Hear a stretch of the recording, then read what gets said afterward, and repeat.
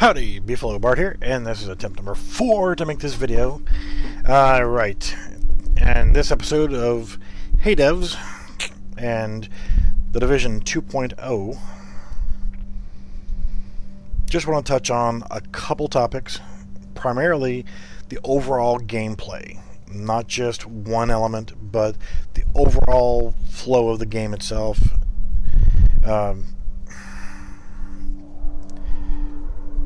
When you come into 2.0,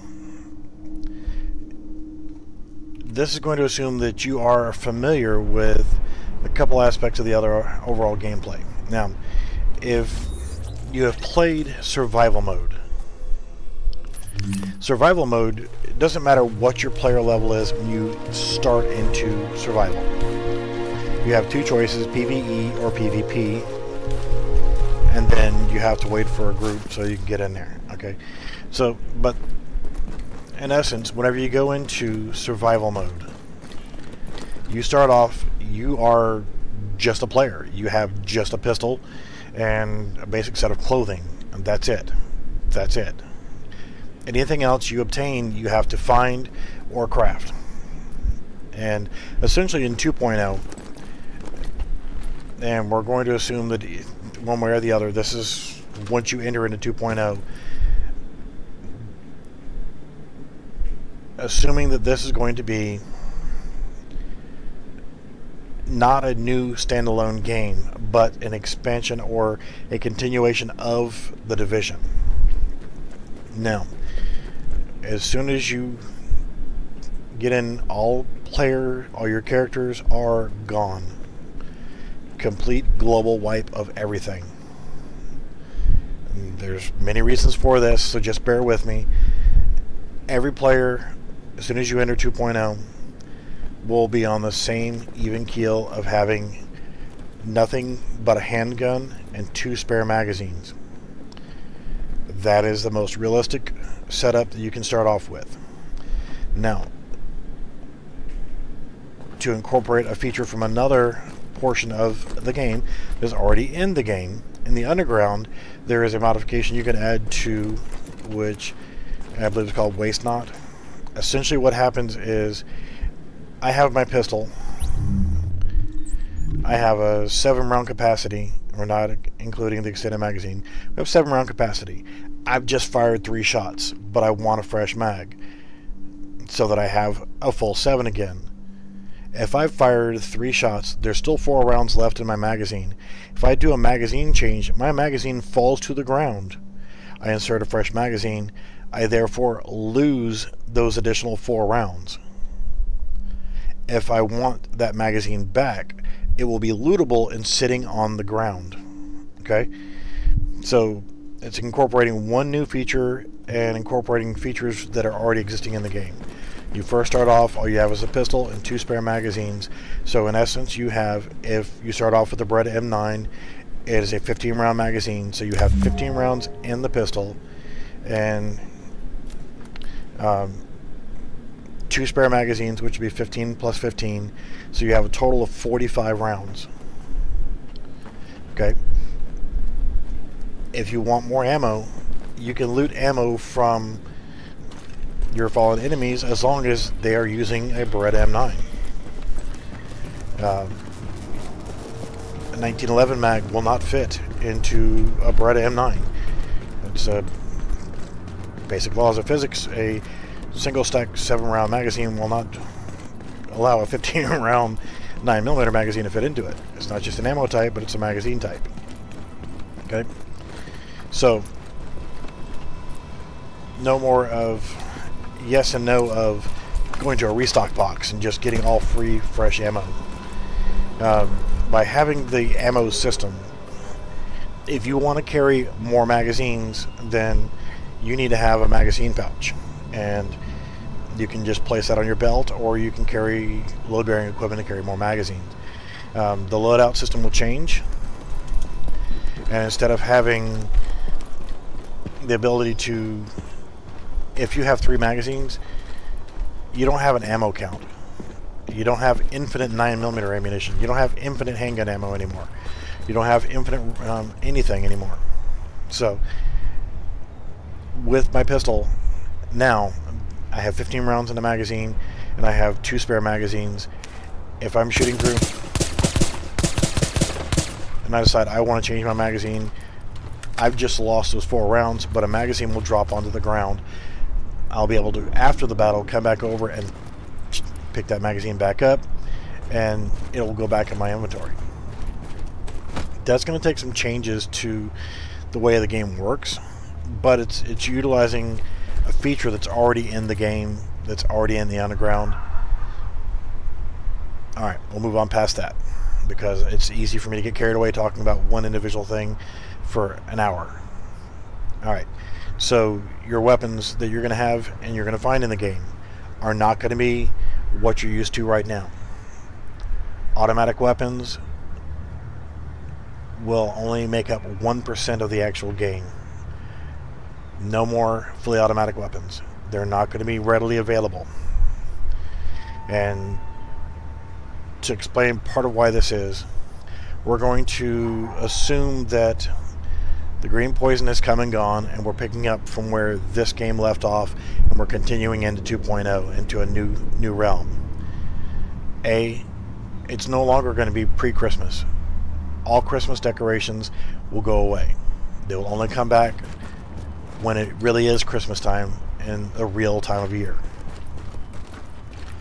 Snow will go. The seasons can, and one idea for implementing the seasons is you can have, in a month's time, you have an average of 4 weeks, and week 1, summertime, week 2, springtime, week 3, fall, week 3, and week 4 be wintertime, or whatever. If you're playing down south, you know, if you're in, say, Florida, you're not going to have snow. Which brings me to another point. New York City, gotta go. You're not going to find random groups of just whatever's running around with automatic weapons. Just not going to happen.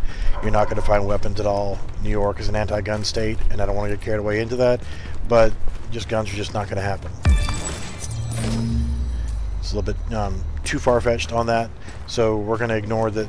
This is no longer New York. This is just a city. You can call it whatever city you want to call it. Just anything but New York, because it's just not logical. RNG, yeah, somewhat, but the numbers game is gonna go. Firepower, toughness, skill power, electronics, stamina, firearms, gone completely. Gear stats, gone completely. Skill haste, how do you get extra skill haste by wearing a bulletproof vest?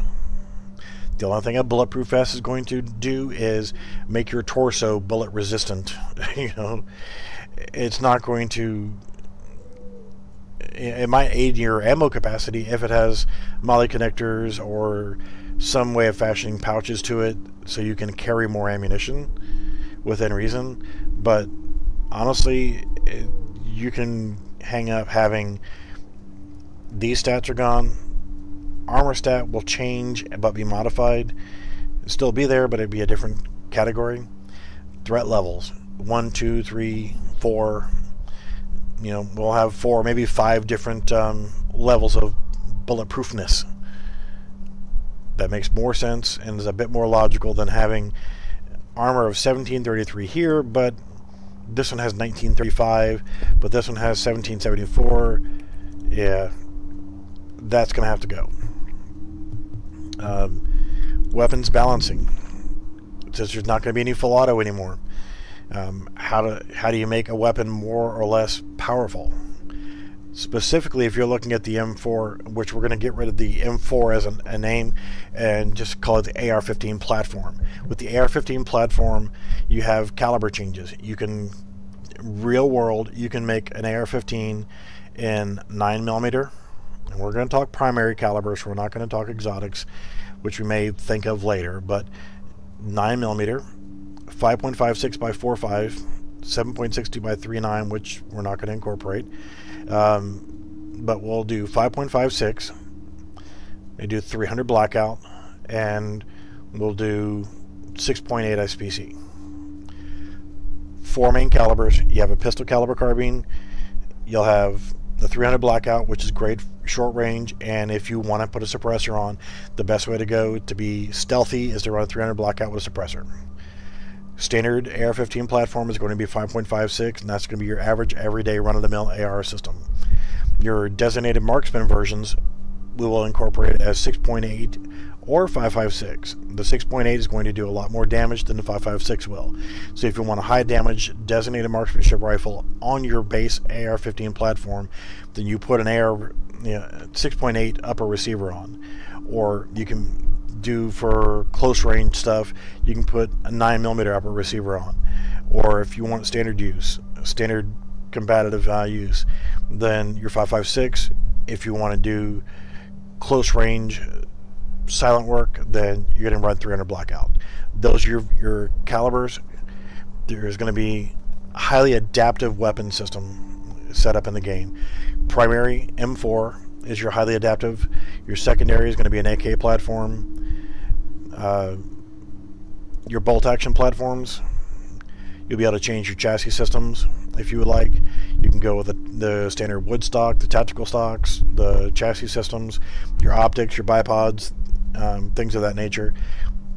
The 700 platform will be very adaptable. Okay. Light machine guns, gone. Submachine guns, gone. I don't know about you, but I've never gone into a gun shop and seen a PP-19 sitting on the shelf. The Bison platform was never officially imported into the United States in any numbers. There might be one or two here and there, but you're not going to be able to go into and find a PP-19. It's just not going to happen. Primarily it was a 9x18 anyway, but we're not going to get into the tangent of that. The next thing is weapon damages. If you've got an M4 and 5.56, and for some reason you've got a SL8, even though this is the Bullfrog that I'm showing, they're both 5.56 platform. They're both going to have the same weapon damage. We're going to use just a base number. We'll say that the 5.56 does 100 damage with an armor penetration value. You can add your RNG, or not your RNG, but your number system in for penetration values and your kinetic energy transfer. Those are real world specs, not your damage per second, rate of fire, 3% damage dealt, or 15%. There's going to be a number system, and there will be some benefits to using this scope with this hand grip, with this trigger system, and I'll go into the weapons separately in a separate video. But bullet damage is going to be the same no matter what platform it's fired from. If you're shooting a 9mm out of a carbine or a handgun, it's going to have the same basic damage profile. If you're shooting 7.62 by 51 NATO, or commonly referred to as the 308, it's going to have the same damage, whether it's in a Historian. MDR is not going to exist because it's not something you can just readily go and buy. But say it's a SCAR 17L. A 308 is a 308 is a 308. It's going to do the same basic damage no matter what. Your survivability is going to be based on whether or not you have on body armor and what threat level your body armor is. Okay, moving on to the map. Overall, Dark Zone goes away. No more Dark Zone. It just doesn't work. So Dark Zone goes away. This whole map is opened up wide for the way it is now.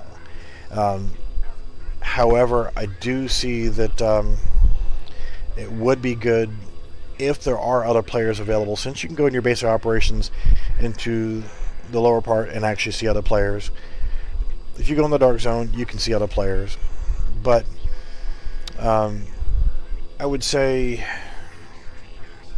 keeping it the way it is now, minus the Dark Zone and the base of operations. You go in there in a PvE method just the way you are now. You go in and you play cooperative just the way you are right now. Player versus player will change. I'll cover that in a second. But PvE, the whole entire map is a complete cooperative PvE environment. You're by yourself until you allow somebody else to join your group. or if you join up with somebody else. And then it becomes cooperative mode only. Player versus player. The player versus player environment changes to a more structured system. A Dark Zone just doesn't work. It's just not a good concept. It was a good thought, but it's just not going to work. So, currently right now, the game has Last Stand for player versus player, Dark Zone, and PvE-based survival mode. Alright. That's going to change. Last Stand actually will change completely. And PvP coming in 1.8 is going to have inclusion of 4 versus 4 arena modes. Great. I love the idea. So, just it's going to expand upon all PvP is going to be structured based, either free-for-all environment, 2-man, 4-man, or 8-man team versus team, and different modes. Structured combat areas dedicated to PvP only. So the casual gamer who doesn't want to engage in PvP, they don't have to worry about it, and they're not losing 20% of their freaking map. Okay? But those who do want PvP need to have a large quantity of things that they can do. And again, it's all based on player skill instead of the RNG for gear that you've been farming for. Player versus environment, or PvE mode. If all you have to do is run around and whack things with a stick like you currently do now, or run missions, or do cooperative incursions, or what have you, there has to be more. And it needs to cater more towards exploration. Currently right now, I cannot get to the tops of those buildings. I would like to.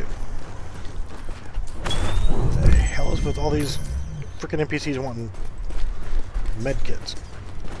So, reward the players in PvE and in solo mode for exploration.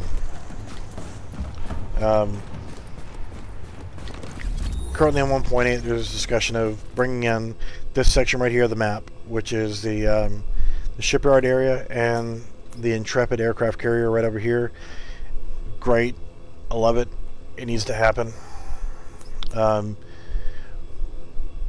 what if I want to go over there and just explore the aircraft carrier? I honestly think that it should be, hostile territory taken over by the LMB. They've captured the Intrepid and they're going to use it to launch airstrikes into the city. Great. I love it. That's the way it should be. But if I want to go over there and kill my way through and just explore, I should be able to. Same thing with this container ship that's parked right here. Just the same that if I want to go to a park over here, or if I want to go into this zone over here, or I should be able to go anywhere that I want to go, map wide open with more things to do, and stores. Now, as I'm looking at your base of operations, essentially it would go away as well. Whenever you go into a store, it will be an environment much like going into the terminal. As you're walking down the street, you could go to a gun shop and be able to buy a new upper receiver, or buy magazines, or buy ammunition. Instead of finding some little loot box over here where I have to come over here and restock, instead I need to go to a vendor and buy 9mm ammunition, and I need to buy X45 magazines or AR-15 magazines, or buy new body armor or things of that nature. It needs to be at vendors and stores. Weapons encountered on the street. As you pick up more guns, you should be able to come over to a vendor, your corner pawn shop or whatever, and be able to sell off all your extra gear that you don't need. I want to sell this X45. Alright, boom, I just sold it to the vendor, I got money. Alright. The other thing is, while I'm looking at this, the economy. 570 million credits, or dollars. We'll call them dollars just because that's U.S. currency. No. Having that much currency should not happen. And if it does, okay, whatever. But you come into a gun shop, and if I go over here to this gun shop vendor and I want to buy an AR-15, and the one that I saw over there was an LVOAC, if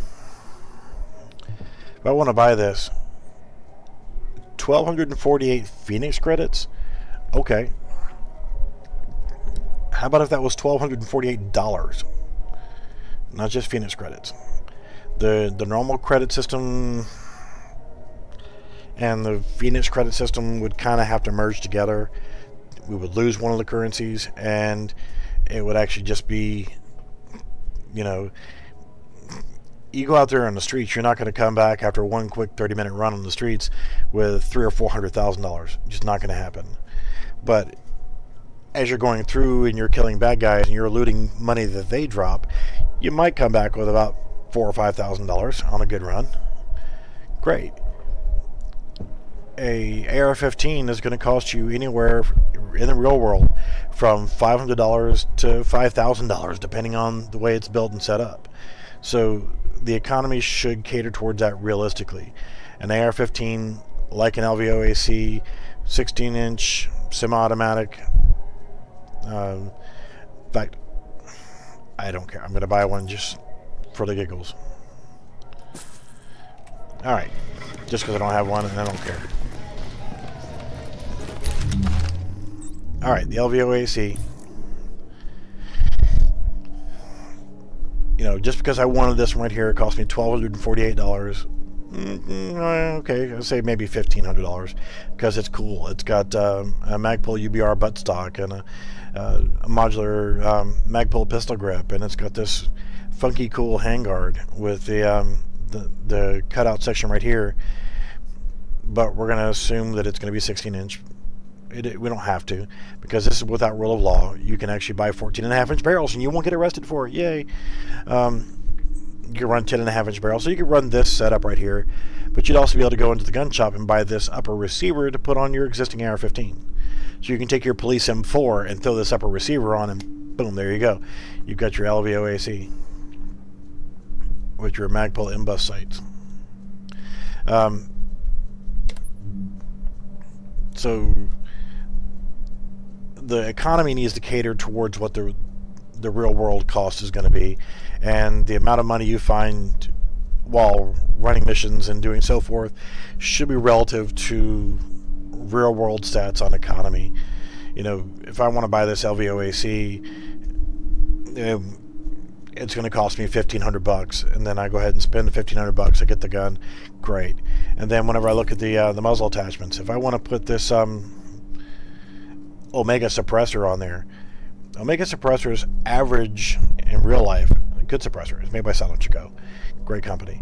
If I want to put the suppressor on, you know, all these stats are going to go away. The only thing that's going to change stats-wise by adding a suppressor is decreasing the noise level. It's not going to affect the accuracy. It's not going to affect anything else but just noise level. Maybe threat level overall because of the sound. But this suppressor in the real world is going to cost you, depending on where you get it from, anywhere from $700 to $1,000. And then you have, technically speaking, $200 federal tax stamp. So we're just going to round it off to about, after sales tax and all, we're just going to round it off to $1,000. Okay, that's a low number, but that's great. We're going to say $1,000 will buy you an Omega suppressor. Great. Underbarrel. Okay. Small laser pointer. This is, I believe, a Surefire model, and that's going to cost you about $150. Magazine. All right, this 109% thing, 120, 111, all that's got to go. Currently, the magazine that's in there, that's a Magpul magazine. That's a $10, $12 magazine, depending on where you buy it from. That's where it should be. You buy magazines, they're empty. You buy ammunition, 20 rounds is going to cost you roughly around $6. We'll round it up to $10 per box of ammo. And that's only going to give you 20 rounds. I guess we should adjust it a little bit here and there, but we'll leave it at that. So if you want to add 20 rounds to your magazine, even though it's a 30 round capacity, you add 20 rounds to it. Optics. This is an Elcan. Not really that available, but we're going to say $1,200 for that optic. CQBSS. We're going to assume that this is a, I don't know, we'll say a Leupold scope brand, or Vortex. Say if this is a Vortex, you're looking at, for the premium version of that, $600. Leupold, we'll save, you know, $1,000 for the scope. You know, cheap scope, you know, this is a 12x, but say this is a cheap 3 to 9 by 40 scope, that's going to cost you $100. You know, have some real world allowances for different weapons and so forth to make it realistic on real world economy. If you are patrolling the streets and you pick up 20 extra Magpul magazines while you're out patrolling the street, even though you can buy them for $12 a piece, you sell them, you might only get $5 a piece. You use pawn shop rules, then it's, what, about 30% of the actual value. So the buy and sell, you buy something for $100, you sell it back for 30. That allows you to pick up stuff off the street, bring it back, sell it to vendors.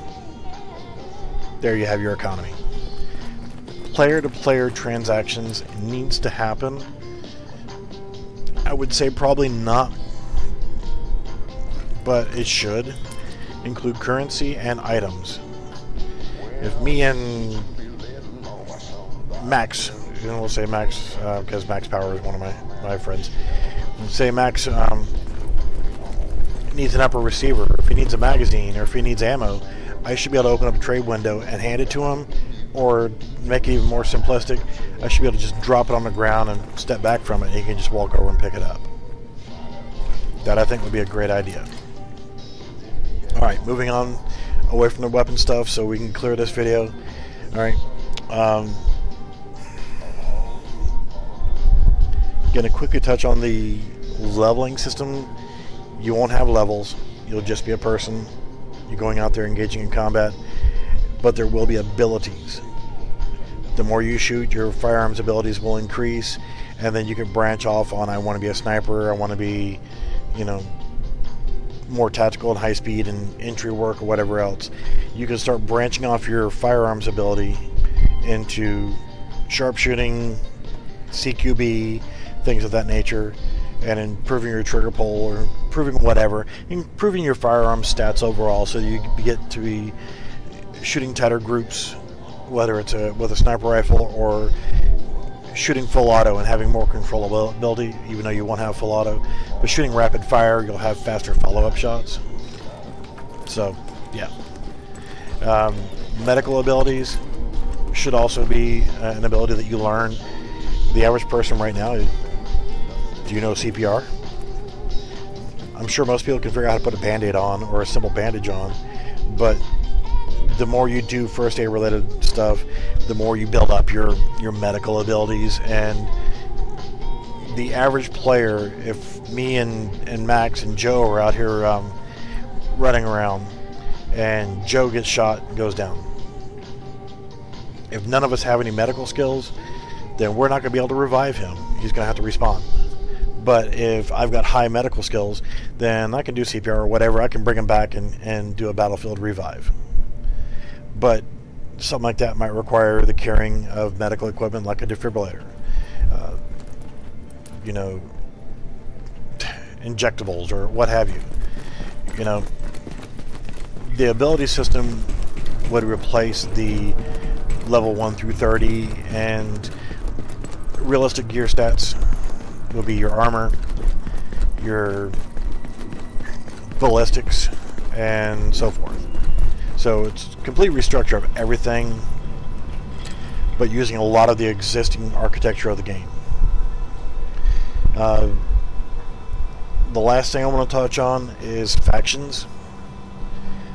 Whenever you first create your character, you are a civilian. You don't spawn and take a helicopter ride and meet with Fei Lao, and you're not a division agent. However, you can choose to perform missions to gain favor or gain influence with the JTF or the Division or the Cleaners or the Rikers or the Riders or the LMB, or you could just remain neutral and just go over and do whatever the hell you want to do. Run around and just be a D-bag and killing civilians. Also building relations with civilians.